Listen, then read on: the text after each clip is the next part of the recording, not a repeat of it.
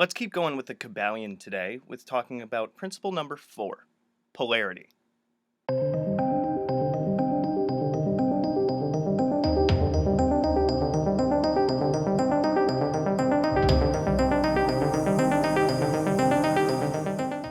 So when we talk polarity, let's think of what that word brings up. What I'm doing right now is called priming, where I'm kind of jump-starting your brain with associations that you can make. So polarity, we're talking north, south, east, west, hot, cold, up, down, light, dark. Get it? By the way, you guys will notice that my TV is gone because this is quarantine time and I moved the TV upstairs. So, yeah. And basically, I think I'm going to be making a little bit of an extension to my altar, which will definitely look a lot nicer than those cords. And trying to figure out what exactly to put there, but work in progress, and I got plenty of time. So, anyway, so in the Kybalion, the fourth principle is polarity. And let's see, I got a bunch of notes that I made, so we're just going to start going over those. So it asserts that everything in the universe has opposites.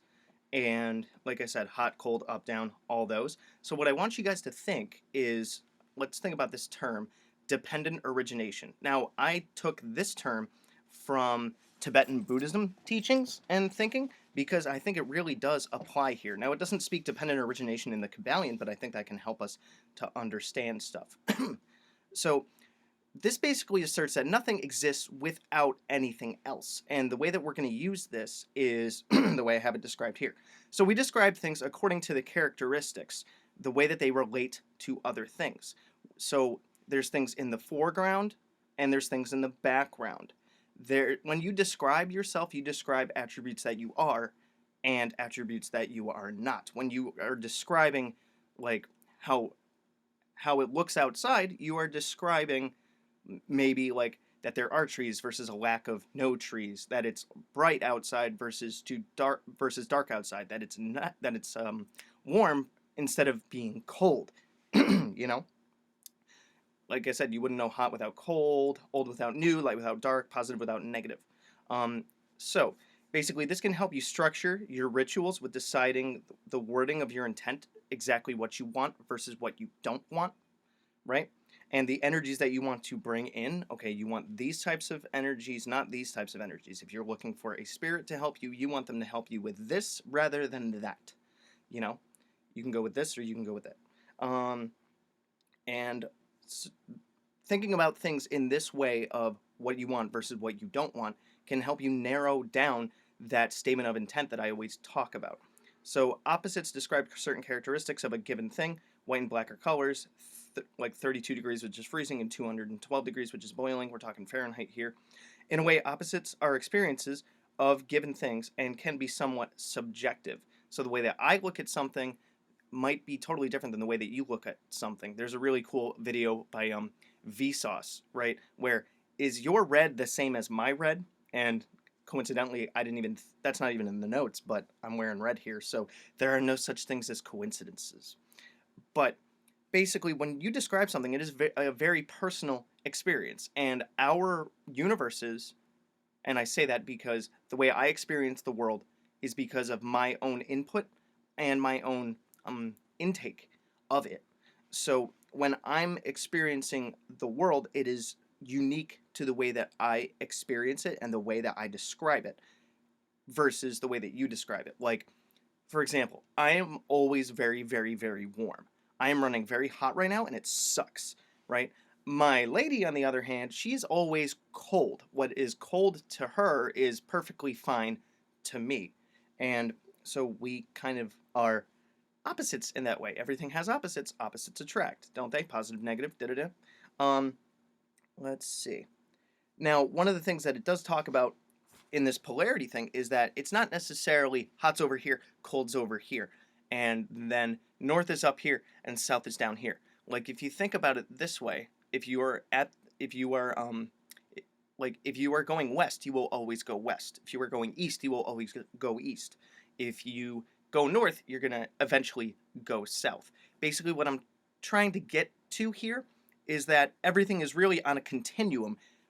The Kybalion asserts that things are opposites with the polarity, but then it dives into the idea that things aren't necessarily put in hot, cold, up, down, left, right boxes.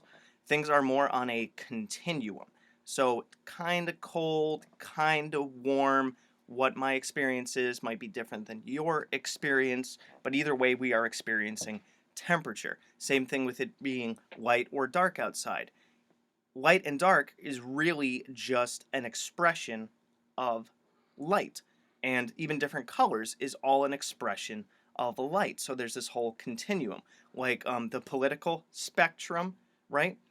There was this really interesting thing where, like, if you go far left enough and far right enough, then the state um, ends up gaining so much control on either side that they end up kind of looking like the same thing. Now, I'm not going to get into political debates here. If I wanted to do that, I'd start a whole nother channel. But the idea is that everything exists on a continuum, one that is of experience that can be different from person to person. And I had a thought there, but I lost it. Um, Basically, what like white magic and black magic, even though I hate those terms, you can check my video on how magic doesn't have a color, can be very subjective. And the ways that I view certain things might be different than the ways that other people view certain things. Like some people might view the Necronomicon as totally evil or whatever. One of my neighbors is like, "Ugh." That's because honestly, I think he doesn't understand it. Just like many of the people that have learned from me or know of the Simon Necronomicon or any of the other things that I work with, that it's not negative unless you attach a negative meaning. That's the same reason why curses or bindings or banishings can be seen as very, very negative things, but in the way that you interpret them and the way that your intention is behind them, they are not necessarily that negative. So not all bindings and curses are bad. Not all spell work is white or black. Not everything can be put in boxes. So this really starts talking about the way that we put things in boxes of polarity, but then goes into how it is all a spectrum. Like all roads lead to the same destination, you know, that kind of idea, or the way that spirituality, religions and things like that, they all might be different in the ways that they talk about doing certain things, but honestly they are all kind of reaching for that same thing, albeit in their own way. So, yeah, I kind of think that I talk a little bit about how spell work and stuff can help, or how this can help spell work and your being able to put things in perspective with your own subjective experience of reality and the way that you can look at these different things thanks to the idea of polarity through this principle of the Kybalion to improve your spell work. So let me know what you guys think about this down below. I'm going to keep going with some videos today, although I'm going to continue to upload them on Fridays, albeit the fact that I have a lot more time. Thanks for knocking things over, Kat. I do have a lot more time, so I might be able to put up some other videos in the middle of the week, but my main goal is to upload a bunch of videos that I can have scheduled for my normal Fridays. Good hunting. Thanks for watching my video. So if you want to check out my playlists, I have, among others, the Simon Necronomicon, the Tree of Life, General Magic, Tulpamancy, a playlist on my books, the elements, stones, the theories that govern magic, and the gods and goddesses of Mesopotamia. If you want to check out my books on Amazon, I have Creating Consciousness, Magical Mechanics, Magical Theater, Handy Sigil Magic, Magical Movement, which is an update and expansion upon Handy Sigil Magic, Magical Mastery, which is a combination masterwork of Magical Theater and Magical Mechanics, and The Guide to the Spheres and Beyond.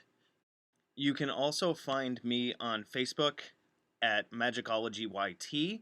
You can email me at priestofthenecro@gmail.com, and you can even check out my Instagram, which is Magickology. And good hunting.